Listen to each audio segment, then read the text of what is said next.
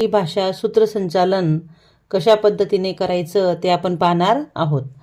तर आधी प्रस्तावनेमध्ये आपण नमस्कार, ज्ञानयोग, कर्मयोग आणि भक्तियोगाचा त्रिवेणी संगम असलेल्या आजच्या या मंगलमयी सोहळ्यात मी कविता कुमावत आपणा सर्वांचे सहर्ष स्वागत करते.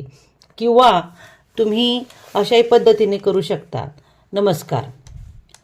माझ्या मराठीचे बोलू कौतुके, परी अमृता तेही पैजा जिंके, असे जिचे वर्णन केले जाते अशा आमच्या माय मराठीचा आज सोहळा थोर कवी कुसुमाग्रज यांच्या जयंतीनिमित्त आयोजित मराठी राजभाषा दिन कार्यक्रमात मी कविता कुमावत आपण आपल्या सगळ्यांचे सहर्ष स्वागत करते.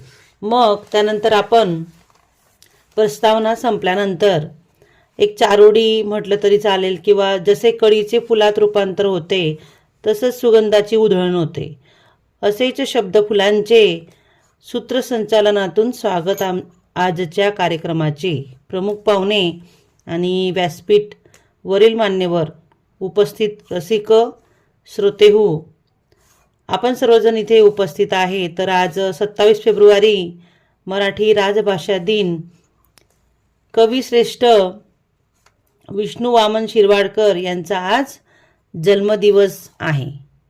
मग आता हा जन्मदिवस आपण मराठी भाषा दिन म्हणून 27 फेब्रुवारी रोजी साजरा करीत असतो. त्यानंतर एक चारोडी म्हणायची, माझ्या मराठी मातीचा लावा ललाटास टिळा, हिच्या संगाने जागल्या दऱ्याखोऱ्यातील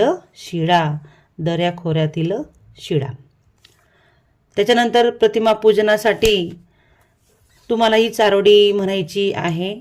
चला करा उजळण दिव्याने, या आज कार्यक्रमास करूया शुभ मंगल कार्यास सुरुवात.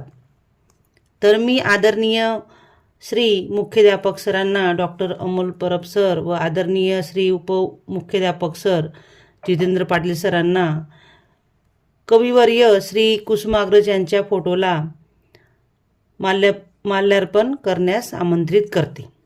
मग त्यांचं झाल्यानंतर त्यांना धन्यवाद सर असं म्हणायचं. त्यानंतर आपल्याला अजून एक चारोडी या ठिकाणी म्हणता येईल. लाभले आम्हास भाग्य बोलतो मराठी, जाहलो खरेच धन्य ऐकतो मराठी. त्यानंतर आपल्याला मराठी भाषेचं वर्णन म्हणून